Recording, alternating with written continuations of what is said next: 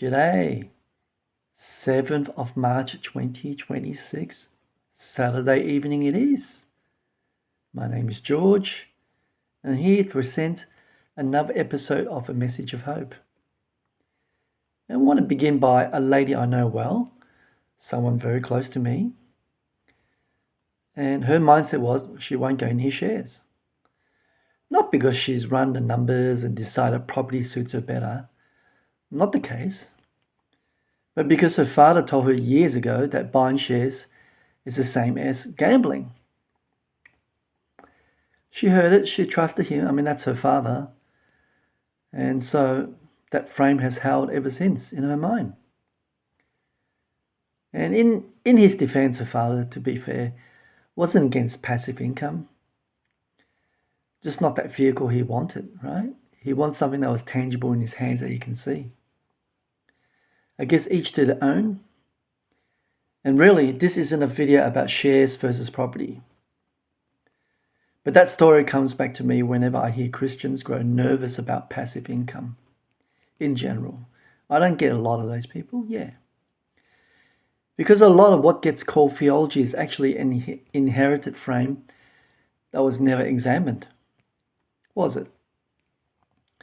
Someone we trusted said something, and we filed away somewhere in the memory bank, and eventually the filing cabinet become the foundation. And that's how we are as human beings. I can tell you I did my own version of this, not with shares, but with term deposits. So before I married, I kept the bulk of my savings in one. I felt responsible, you see. And in the season I was in, it wasn't entirely wrong. I was overseas, so I kept building up the money, sending it back, and let it grow. However, when I married and the expenses arrived, I needed that money to be liquid, and I withdrew it, and I wasn't prepared to take on unnecessary loans. That's why I did it. Hey, no regrets about the decision I've made. I did what I had to do. I can see that now, what I couldn't see then. I can see now that term deposit isn't an investment, it's just a parking space. There's nothing wrong with it. It's got its usefulness. And while I was carefully parking more what should have been building, more of that money than I like to admit went on to computer gears and magazines instead. Not with malice, just with a clear enough picture of what I was trading away. And perhaps this is something that would change the picture for many of you. And I base it on Matthew chapter 25, verse 14. This is what Jesus spoke about. For it will be like a man going on a journey who called his servants and entrusted to them his property. Well, to one he gave 5 talents, to another 2, to another 1, to each according to his ability. And then he went away. He who had received the 5 talents went at once and traded with them, and he made 5 talents more. Well done. So also he who had the 2 talents made 2 talents more. But he who had received the 1 talent went and dug in the ground and hid his master's money. How interesting. The master returns to the servants who invested. Well done, good and faithful servant. To the one who buried it, you wicked and slothful servant. Did you hear what I said? I didn't say careful. I didn't say conservative. Yeah, it was wicked. Now, I won't mention here, but you can look it up. Matthew 6:24. You can look it up again, the one I just read. It's real, right? In a sense. You cannot serve 2 masters. You see, the rich young ruler was told to sell everything. The camel through the eye of the needle is not a comfortable passage for anyone building a portfolio, is it? I'm guessing a sincere Christian can bring those ticks to this question, and they deserve more than a quick dismissal, right? But look at what the buried talented servant actually says when the master returns. This is what he said. I knew you were a hard man, reaping where you did not sow. So that was his explanation for the burial. It wasn't humility, it's got nothing to do with simplicity. It was fear.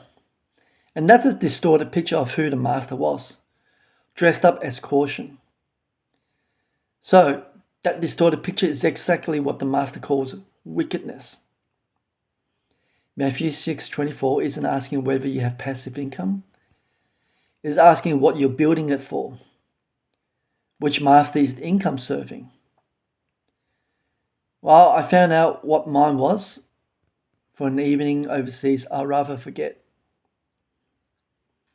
Some years ago, my family and I were living abroad while I worked as a contractor for an agency, doing some IT work at Microsoft. 3 months in, just 3 months in, I was fired. I came in that evening to one very angry wife. Fair enough. Seems to be a pattern that I get fired, right, in my life. But here's what I didn't have to tell her. Because before we left Australia, we had rented our house. The mortgage was being covered by the rental income. Now that's passive. I mean, the income arriving whether I worked or not. So the mortgage obligation was met.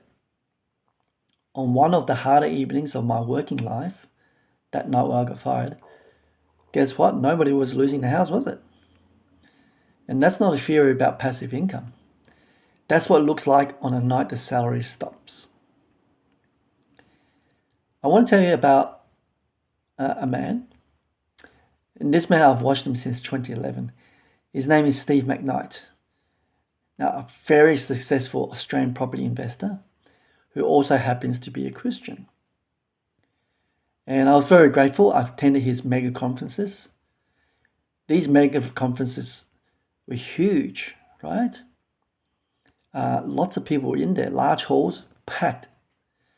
They run for 2 nights. And every single night before hundreds of people, most of whom I suspect just came to learn about investing. And then maybe they don't have maybe many of them don't have Christian backgrounds. I'm not sure. But at the end of each night, he would close in prayer to God. How's that?